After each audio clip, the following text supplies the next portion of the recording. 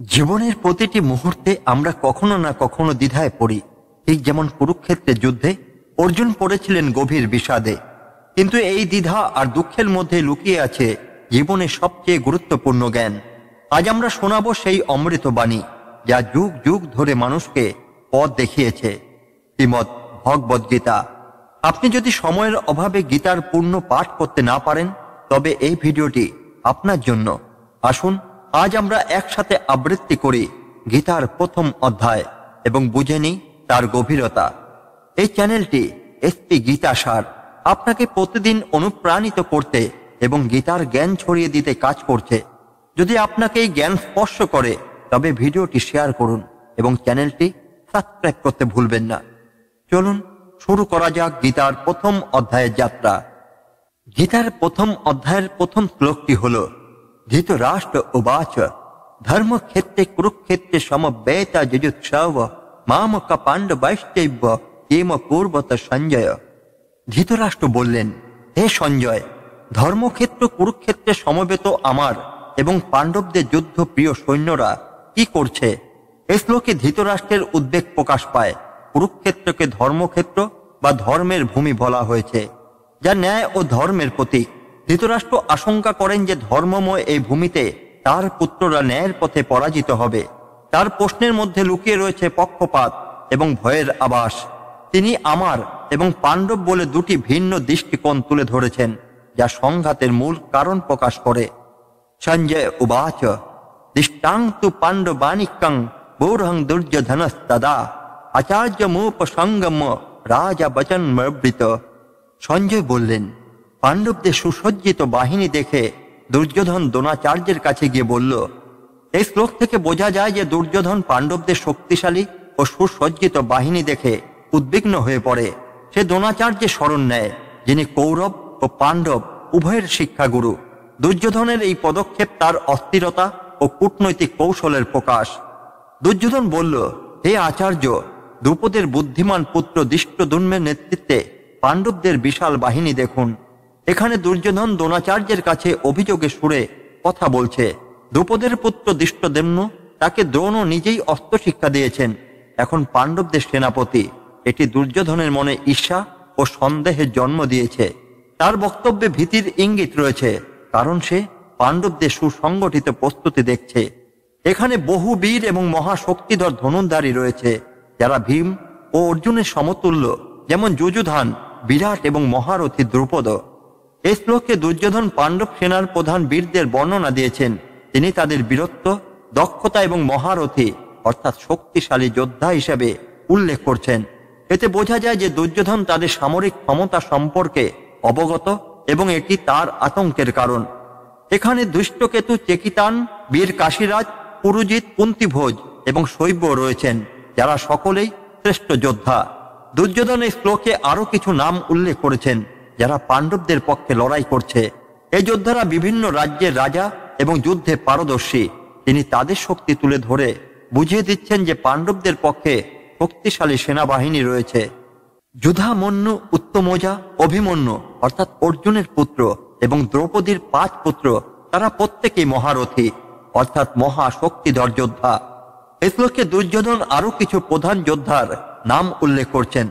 যুধামন্যু এবং উত্তমৌজা উভয় বীরত্বে সমৃদ্ধ যোদ্ধা এবং দ্রৌপদীর 5 পুত্র গোপীন্দ্র, শ্রুতসেন, শতানী, শ্রুতকীর্তি ও শ্রুতসোম।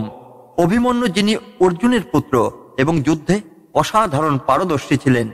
এখানে দুর্যোধন পাণ্ডবদের শক্তিশালী বাহিনী তুলে ধরে নিজের উদ্বেগ প্রকাশ করছেন। হে ব্রাহ্মণদের মধ্যে শ্রেষ্ঠ অর্থাৎ দ্রোণাচার্যকে বলছেন, এবার আমার সেনাবাহিনীর প্রধান যোদ্ধাদের নাম শুনুন, যারা বিশেষভাবে উল্লেখযোগ্য। এখানে দুর্যোধন তার নিজস্ব বাহিনীর শক্তিশালী যোদ্ধাদের তালিকা উপস্থাপন করতে শুরু করেন। তিনি দ্রোণাচার্যের প্রতি কৃতজ্ঞতা এবং শ্রদ্ধা প্রকাশ করে তার সেনাদের সক্ষমতা তুলে ধরতে চান। এটি দুর্যোধনের আত্মবিশ্বাস পুনরুদ্ধারের প্রচেষ্টা, যদিও তার অন্তরে আতঙ্ক রয়েছে। আপনি অর্থাৎ দ্রোণাচার্যকে বলছেন।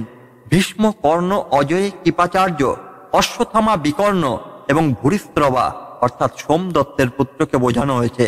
তারা সকলেই প্রধান যোদ্ধা। দুর্যোধন তার বাহিনীর প্রধানদের নাম তুলে ধরে। ভীষ্ম কৌরবদের প্রধান সেনাপতি এবং এক মহাশক্তিশালী যোদ্ধা। কর্ণ অর্জুনের প্রধান প্রতিদ্বন্দ্বী। কৃপাচার্য দক্ষিণাত্মক যুদ্ধে দক্ষ। অশ্বত্থামা দ্রোণাচার্যের পুত্র, যিনি পরাক্রান্ত যোদ্ধা।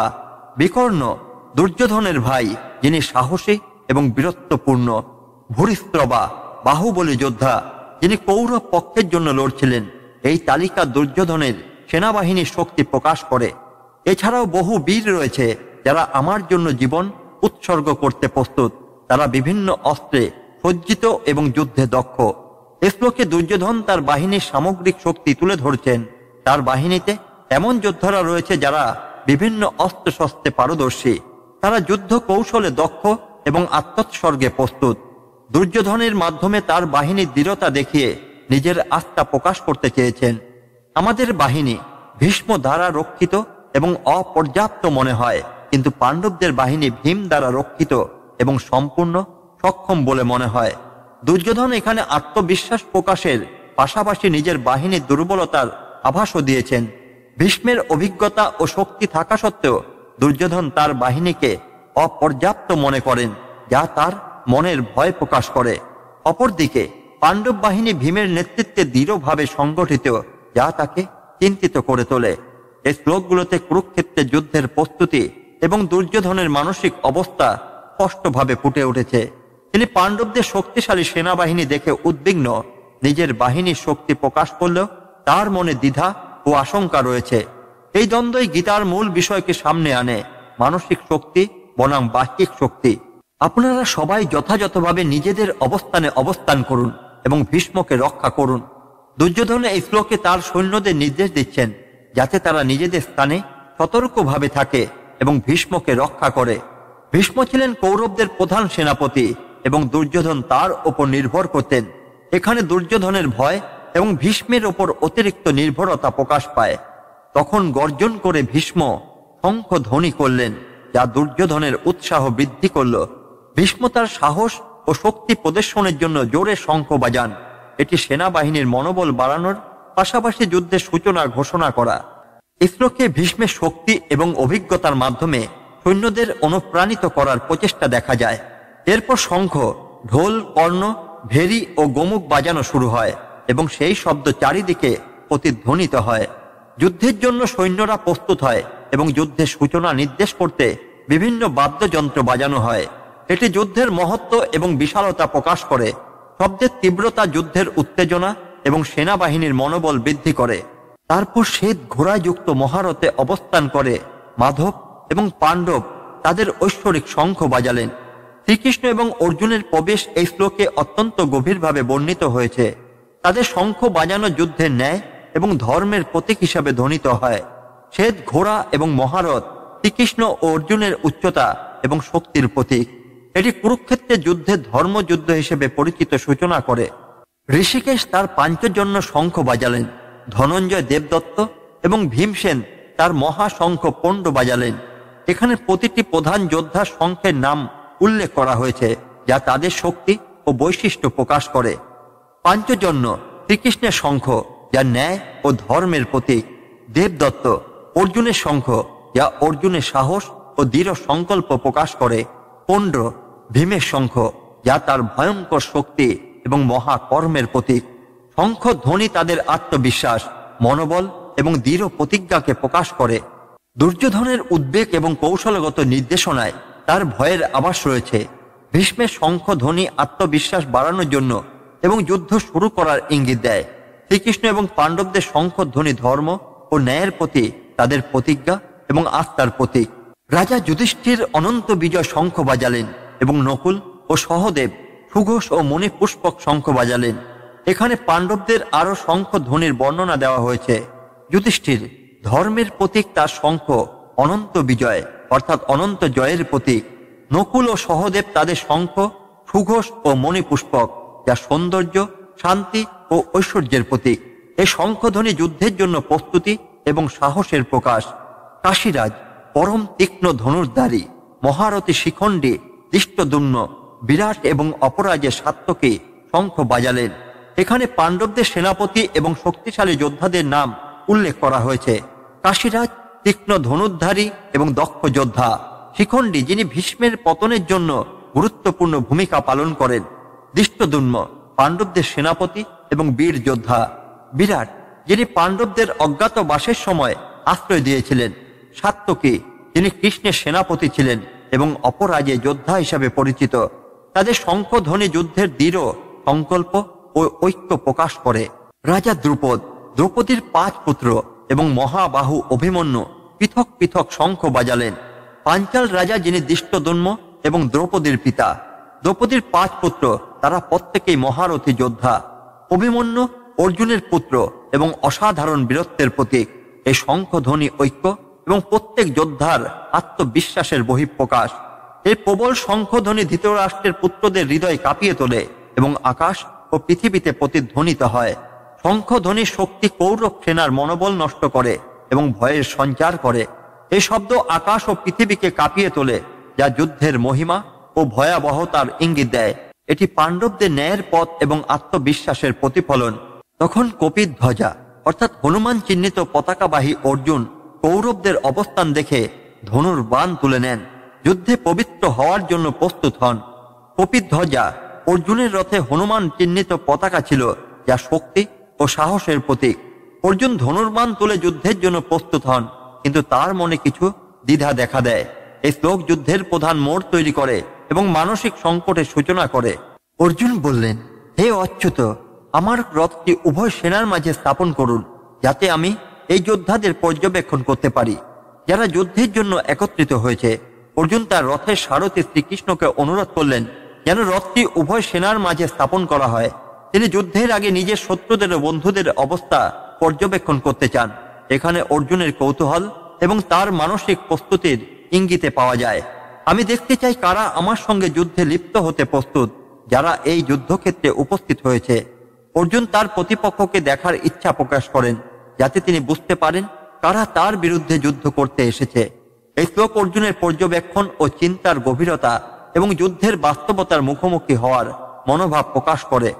আমি দেখতে চাই যারা দুর্যোধনের পক্ষ নিয়ে উপস্থিত হয়েছে এবং যুদ্ধে বিজয় লাভের আশা করছে।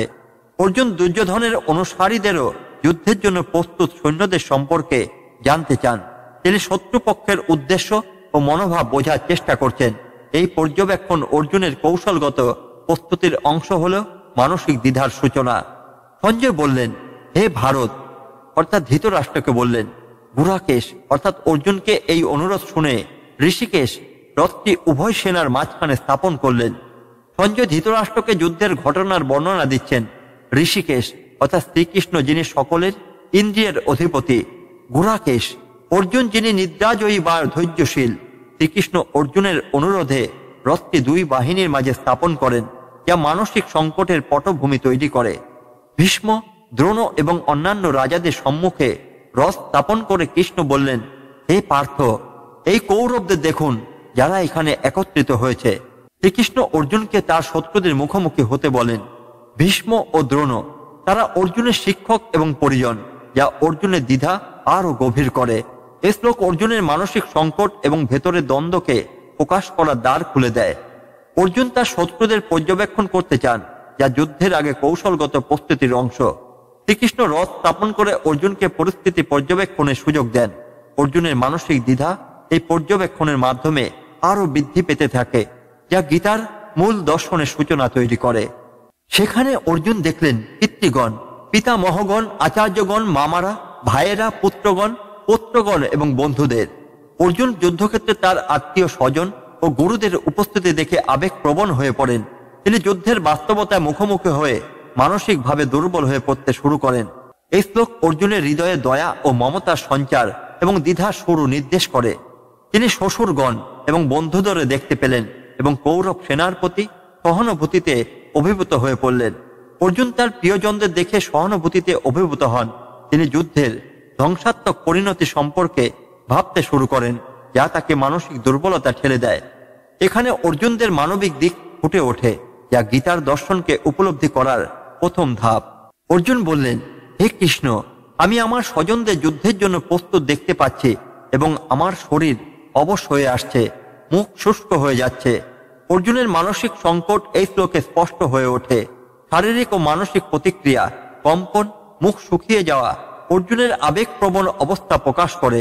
যুদ্ধের বাস্তবতা সম্পর্কের জালে জড়িয়ে পড়া অর্জুনকে দুর্বল করে তুলেছে। আমার শরীর কাঁপছে, রোমাঞ্চ হচ্ছে, গান্ডীব ধনুক হাত থেকে পড়ে যাচ্ছে এবং আমার চামড়া জ্বলছে। শারীরিক প্রতিক্রিয়াগুলো অর্জুনের মানসিক চাপ এবং সংকটের প্রতীক। তার হাত থেকে ধনুক পড়ে যাওয়া যুদ্ধের প্রতি তার আগ্রহহীনতার প্রকাশ করে। এটি অর্জুনের গভীর মানসিক দ্বন্দ্বের চিত্র, যা গীতার শুরুর অন্যতম প্রধান বিষয়। আমি স্থির থাকতে পারছি না, আমার মন ভ্রমিত হচ্ছে এবং হে কেশব, আমি অশুভ লক্ষণ দেখতে পাচ্ছি। অর্জুন তার মানসিক স্থিতিশীলতা হারাচ্ছেন এবং ভবিষ্যৎ সম্পর্কে অশুভ আশঙ্কা প্রকাশ করছেন। তার এই সংকট যুদ্ধের প্রতি দ্বিধা এবং ধ্বংসের ফলাফল নিয়ে ভয়ের ইঙ্গিত দেয়। তিনি শ্রীকৃষ্ণের সাহায্য চান, যা গীতার মূল দর্শন শুরু করার পথে প্রথম পদক্ষেপ। তিনি যুদ্ধের প্রতি অনাগ্রহ এবং আত্মীয় স্বজনদের ধ্বংস দেখে আবেগপ্রবণ হয়ে পড়েন। শারীরিক ও মানসিক সংকটের ফলে অর্জুন তার যুদ্ধের প্রতিজ্ঞা ভুলতে শুরু করেন এবং শ্রীকৃষ্ণের শরণাপন্ন হন। এই পরিস্থিতি থেকে গীতার শিক্ষার সূচনা হয়, যেখানে শ্রীকৃষ্ণ অর্জুনকে ধর্ম ও কর্তব্য সম্পর্কে শিক্ষা দেন। হে কৃষ্ণ, আমি দেখতে পাচ্ছি এই পাণ্ডু পুত্রদের, আমার পিতামহ, পিতৃতুল্য আচার্য, শ্বশুর, বন্ধু এবং অন্যান্য আত্মীয়দের, যারা যুদ্ধের জন্য প্রস্তুত হয়েছে। এই শ্লোকে অর্জুন যুদ্ধের জন্য প্রস্তুত থাকা তার আত্মীয় স্বজন, গুরু, শ্বশুর এবং বন্ধুদের দিকে আঙুল তুলে বলছেন, যেন তার মানসিক কষ্ট আরো গভীর হয়।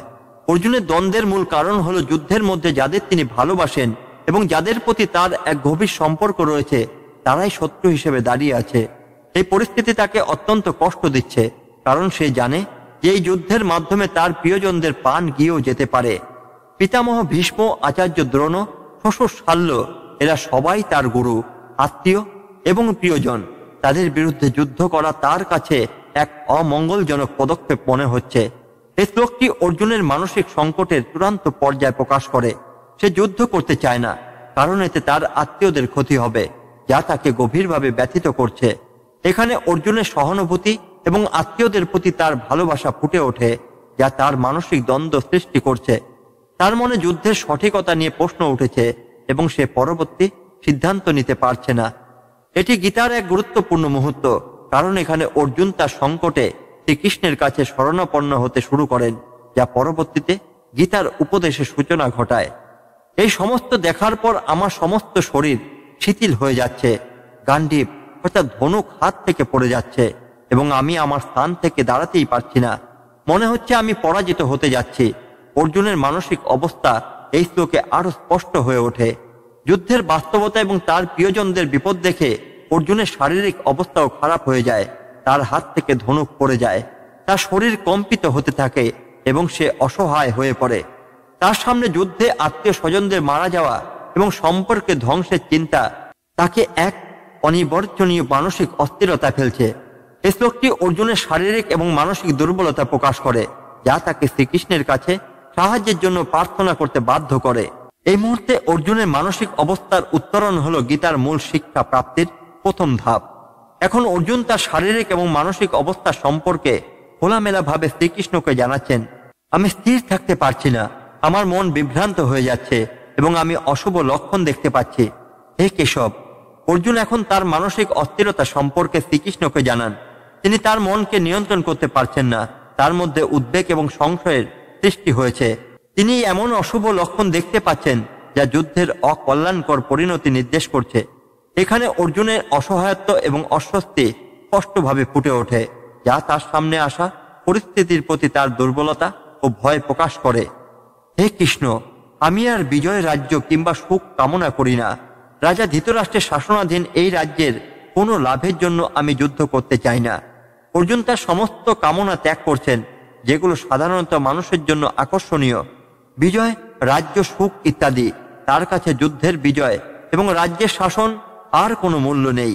এটি তার অন্তরে বিশাল দ্বন্দ্বের প্রদর্শন, যেখানে তিনি বুঝতে পারছেন যে এমন একটি যুদ্ধের ফলাফল তার আত্মীয়দের ধ্বংস এবং জীবনযাত্রা অকল্যাণকর পরিণতি হবে। অর্জুন একটি গভীর মানসিক সংকটে আছেন এবং শ্রীকৃষ্ণের কাছে তার অভ্যন্তরীণ শান্তি এবং সঠিক পথ যাচ্ছেন। তবু এই লোকেরা যাদের জ্ঞান নষ্ট হয়ে গেছে, তারা স্বজনদের বিনাশ করতে ইচ্ছুক।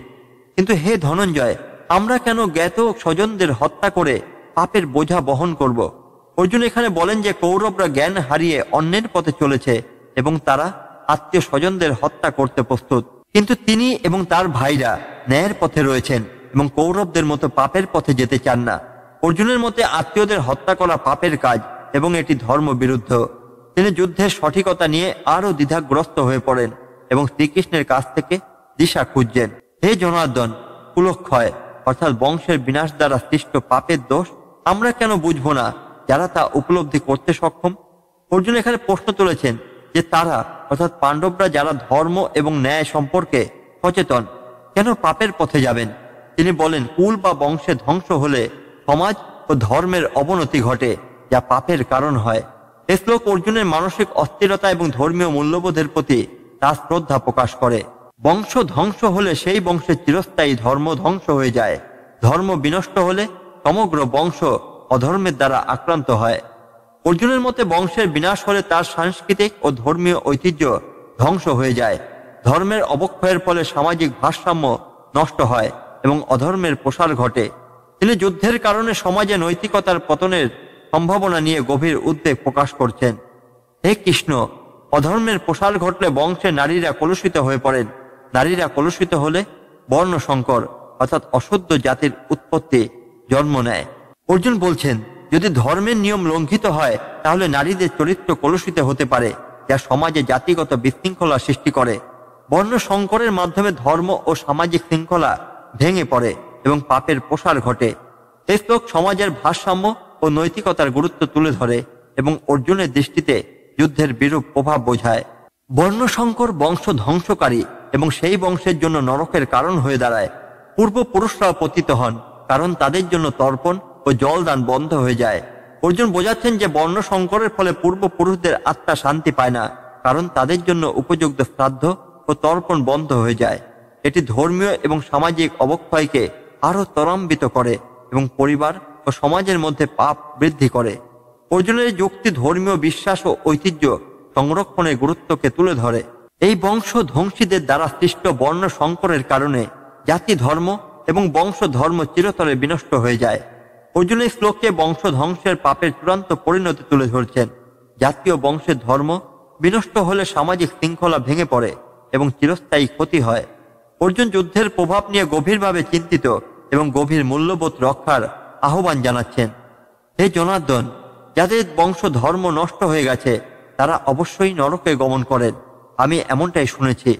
অর্জুন মনে করেন যে বংশ ধর্ম এবং জাতি ধর্ম নষ্ট হলে পাপের আধিক্য বৃদ্ধি পায়, যা আত্মার পতন ঘটায়। তিনি পূর্ববর্তী ধর্মীয় জ্ঞান থেকে শিখিয়েছেন যে এমন অবস্থা নরকযাত্রার কারণ হয়। এটি অর্জুনের ধর্মীয় বিশ্বাস এবং নৈতিকতা রক্ষার প্রতি গভীর নিষ্ঠা প্রকাশ করে। এই শ্লোকগুলোতে অর্জুন বংশ ধ্বংসের পাপ এবং তার দ্বারা সৃষ্ট সামাজিক ও ধর্মীয় অবক্ষয়ের বিষয়ে গভীর উদ্বেগ প্রকাশ করছেন। তিনি যুদ্ধের পরিণতি নিয়ে শঙ্কিত এবং বিশ্বাস করেন যে ধর্মীয় শৃঙ্খলা নষ্ট হলে সমাজে পাপ ও অরাজকতা বৃদ্ধি পাবে। অর্জুনের এই চিন্তাগুলি তার দ্বিধা ও দুর্বলতার বহিঃপ্রকাশ, যা গীতার মূল বিষয়বস্তু সূচনা করে। হায়, আমরা তো রাজ্য এবং সুখের লোভে আমাদের স্বজনদের হত্যার জন্য প্রস্তুত হয়েছি, যা খুব বড় পাপ। অর্জুন এখানে নিজের কর্মের পাপ সম্পর্কে গভীর অনুশোচনা প্রকাশ করছেন। তিনি উপলব্ধি করেন যে ক্ষমতা ও ভোগ বিলাসের আকাঙ্ক্ষায় তারা নিজেদের স্বজনদের বিরুদ্ধে অস্ত্র ধারণ করছেন। এই শ্লোক অর্জুনের অন্তরের দ্বন্দ্ব এবং তার নৈতিক সংকটকে তুলে ধরে। যদি অস্ত্রহীন এবং প্রতিরোধহীন অবস্থায় ধৃতরাষ্ট্রের পুত্রেরা আমাকে যুদ্ধে হত্যা করে তবে তাও আমার পক্ষেই কল্যাণকর হবে। অর্জুন যুদ্ধের প্রতি তার বিরাগ প্রকাশ করেন এবং বলেন আত্মরক্ষাহীন অবস্থায় মারা যাও তার কাছে যুদ্ধের মাধ্যমে পাপের বোঝা নেওয়ার চেয়ে ভালো। তিনি শ্রীকৃষ্ণের কাছে আত্মসমর্পণ করছেন এবং পরবর্তী সিদ্ধান্ত নিতে অনিচ্ছুক। এই শ্লোক অর্জুনের চূড়ান্ত হতাশা এবং তার শান্তিপূর্ণ সমাধানের ইচ্ছা প্রকাশ করে। সঞ্জয় বললেন, এই কথা বলে অর্জুন যুদ্ধে ধনুক বাণ ত্যাগ করে রথের আসনেই বসে পড়লেন। তার মন দুঃখে পরিপূর্ণ ছিল। এই শ্লোকে অর্জুনের মানসিক ও শারীরিক অবস্থা বর্ণিত হয়েছে। তিনি তার অস্ত্র ত্যাগ করে যুদ্ধ করতে অস্বীকার করেন এবং শোক ও দুর্বলতায় অভিভূত হয়ে পড়েন। এই গীতার প্রথম অধ্যায়ের সমাপ্তি, যেখানে অর্জুনের মানসিক সংকট তার চরম অবস্থায় পৌঁছে। এই অবস্থায় তিনি শ্রীকৃষ্ণের শরণাপন্ন হন, যা পরবর্তী অধ্যায়ের মূল শিক্ষা শুরু করে। শ্রীমদ্ ভগবদ গীতার এই প্রথম অধ্যায় বিষাদ যোগ আমাদের শেখায় যে জীবনে কখনো কখনো সংশয় এবং দ্বিধায় ভরে ওঠে, কিন্তু সেই দ্বিধাই আমাদের নতুন উপলব্ধির পথ দেখায়। জীবনের প্রতিটি সংকট আমাদের শিক্ষা দেয় নতুন পথ খুঁজতে। তাই কষ্ট ও সংশয়ের মাঝে বিশ্বাস রাখুন শ্রীকৃষ্ণের উপদেশে। গীতার বাণী আমাদের পথ দেখাবে আজ, আগামীকাল এবং চিরকাল।